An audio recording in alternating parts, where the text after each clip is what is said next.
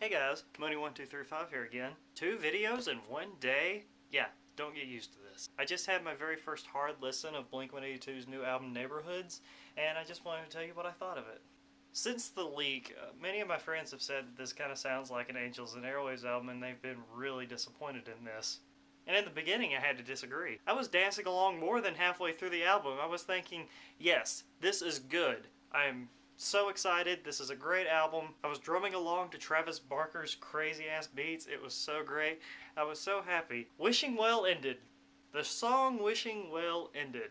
I listened to Kaleidoscope and I was like, yeah, this is okay. I mean, it sounds kind of choppy, something I don't really like about it. Then This Is Home came on and I was thinking, okay, well it's only like 2 minutes and something long, so this is okay, I guess. It's not that great. MH418 2011 came on and I was like, yeah, Blink again. Woo! Then Love Is Dangerous came on and I stopped dancing. I stared at the computer and thought to myself, man, they really needed some filler on here. I swear to God, they must have wanted to make this album longer, so one of them decided to stick an Angels and Airwaves B-side on this thing. I will not be calling Love Is Dangerous a Blink-182 song. It is pure Angels and Airwaves. I don't see how anybody can disagree with me on this. Love Is Dangerous is an Angel and Airwaves track. It is a B-side. They slapped it on this CD and called it Blink-182. Swear to God, that's what had to have happened. After that ended, Fighting the Gravity came on. This makes no sense, this makes no sense, this makes no sense at all. They had to stick another Angels and Airwaves track on this thing. I was like, oh man, you were so close to having my favorite Blink-182 album. And then Even If She Falls came back on, the closing track, and I was like, yeah, Blink is back again. All in all, I really thought this CD was good. Like I said, tracks 1 through 8 was pure Blink-182 in my eyes. Yeah, the guitars were heavy, the drum beats were absolutely sick. I loved everything that Travis Barker was doing on them. Like I said, I was dancing while I was listening to this thing.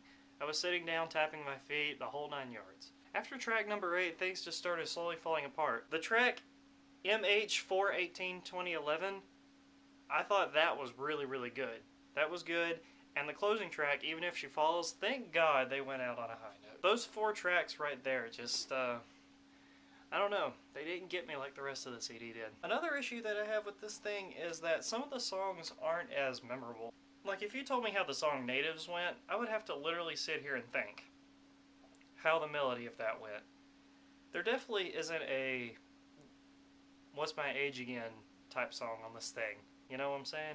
The most memorable track is definitely the single, Up All Night, just because of the really awesome synth beginning and the really, really heavy, cool guitar riff. And a lot of people agree Hearts All Gone is the most old-style Blink-182 song on this CD. And it makes me happy, and the really cool interlude really helps give that thing a punch. All in all, I really like this CD. I mean, those 4 tracks kind of ruined it for me, especially the 2 that sound just like Angels and Airwaves. I could see influences here and there, you know, but nothing really stuck out to me as saying, hey, this is the Angels and Airwaves, like everybody else is saying. Just those 2 tracks.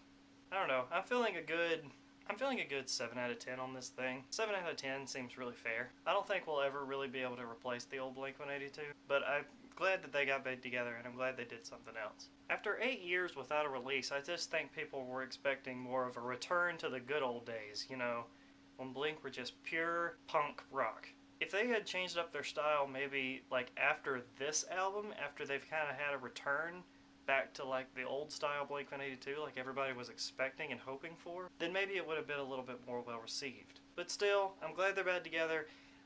Like I said, I liked more than half of this album, which is really, really good. A good 7 out of 10, probably a strong 7 out of 10. Teetering on an 8, but not quite an 8. Tell me what you think. I know a whole lot of you have probably heard it out there. Money1235.